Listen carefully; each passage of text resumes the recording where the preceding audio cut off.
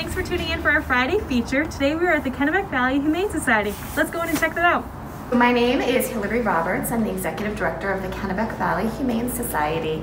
Our animal shelter has been in the community since the 1927, and we're happy that we're able to provide loving homes for animals in need.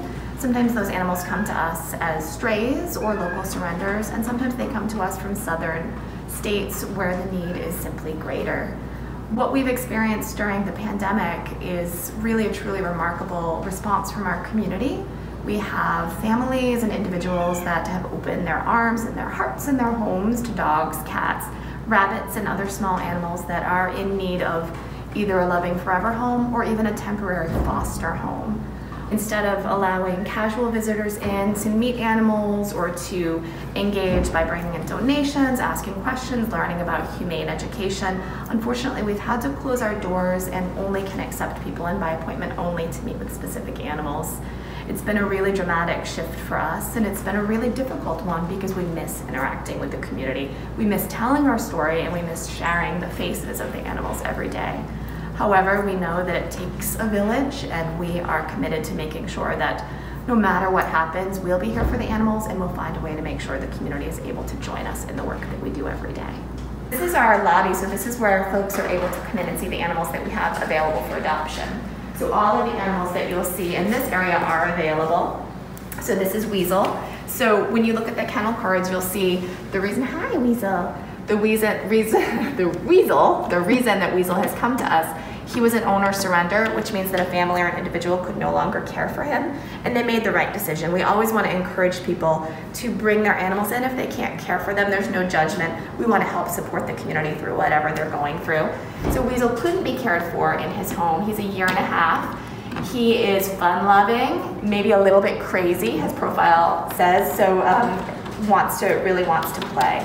So this is the way that folks can find out about our animal if they're in the facility, but again, the website and the Facebook page is really the best way right now. Kitties that are back here are typically waiting for spay-neuter surgery, sometimes waiting for space up front. And this is actually our surgery suite, so we do surgery several times a month on-site and then also off-site with local veterinary partners. So then in addition to our kitty population, typically we have some, we call them pocket pets, so animals that live their life more typically in an enclosure like rabbits. Sometimes we have birds or mice or hamsters here. And these guys are not always what people come in looking for. People think of us as a place that they can find dogs or cats, but such a wonderful, just a whole wonderful different class of animals that need homes. And when we find people that are, our bunny people or our bird people, it's so great to be able to connect them. Actually, you'll see when you come in, and it might get loud in here, but we have a color coding system. So red dogs are staff only, yellow are for more experienced volunteers, and then green are for all volunteers. And that basically gives you a little bit of an initial assessment of what the dog's personality is going to be like. Green just means easy, yellow means maybe a little bit more work, and red dogs typically aren't up front or available, but that means that staff are still working with them. Hi, honey. So this is Dakota. So one of the things that's difficult about the pandemic is it's hard for dogs not to see our faces. Hi. So on any given day, these kennels can be inhabited by, again, local dogs or southern dogs that are waiting for their chance at a new home. Hi, it's okay, Bentley. It's okay. So Bentley is in this kennel just because he needs a little bit of space to himself. Not a naughty dog, but a dog that might be intimidated by people coming through, by other dogs, and one that we want to make sure feels safe at this time. My name is Anna. I am the canine behavior specialist here. My job is to evaluate all the dogs as they come in. I check them for any health needs first, and then I check their behaviors.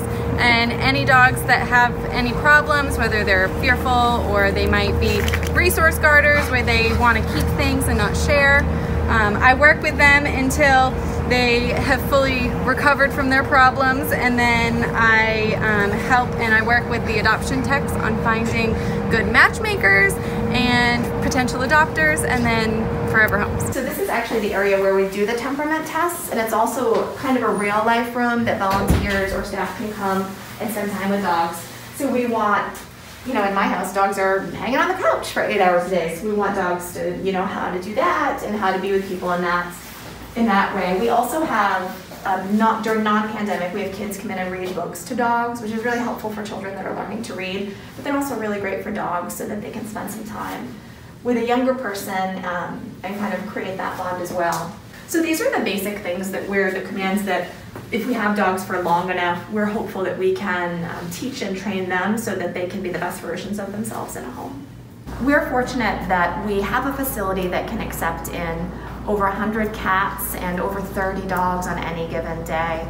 And what we see typically is that the adoption length of stay, so the amount of time that animals are available for adoption, is less than 10 days. And what that tells us is that our community really cares. They don't want animals to be languishing in kennels, they want them to be in homes. So we're able to make sure that all of the animals come to us receive medical care, their vaccinations. Sometimes they need to have behavioral training or some assessments of health or behavior issues. So we spend the time and put the investment in on the back end, and then once we bring animals up to the adoption floor, we welcome in our community members by appointment to meet them and take them home. In an average year, we see upwards of 2,000 animals from our communities that are in need. So they're, again, in need of shelter, they're in need of food, medical care, and our favorite part, which is a second chance at a new family. There are several things that people can do to support our work every day. We always need adopters, we always need volunteers, we always need foster families. So we encourage people to make donations of money if they can. That's the way that we're able to provide hope, healing, and second chances. We also really appreciate donations of things like pet food, kitty litter. We always need canned food, and those are things that people can bring into us. Even though our doors are not open to the public right now, they can leave things on our front steps. And then in terms of adopters and foster families, we encourage people to check out our website and our Facebook page to see what animals are available. And again, with fostering, there's a great opportunity for families that perhaps can't or aren't in the position to adopt to provide a temporary home for an animal that can really be a game changer for that animal. The foster program has really flourished, particularly during the pandemic. And one of the things that was really impressive for us was last year in March, when things really so quickly closed down. We almost entirely cleared the shelter of people that just said, I can temporarily take a dog or a cat, so if you want to even just get them out for 3 weeks or 6 weeks, I'm home, I'm not doing anything. And that's a great experience for an animal, instead of being here to be able to go into a home. I think there was so much that we were all unsure of. And so those animals provided a lot of support for people as well. And we heard that over and over again, that the comfort and the happiness and the joy of having a pet in their house really made a difference during a pretty stressful time. Last year, we purchased 75 acres of land on the Layton Road in Augusta with hopes of building a new facility in future years that will be bigger and brighter and hold even a stronger promise for what we'll be able to do for animals, not just sheltering animals, but also providing services to the community that may be things like educational services through dog training or preventative health care services through vaccine clinics. Thanks for tuning in for our Friday feature with the Kennebec Valley Humane Society and learning everything that they have to offer for our great community. Hopefully you'll come check them out.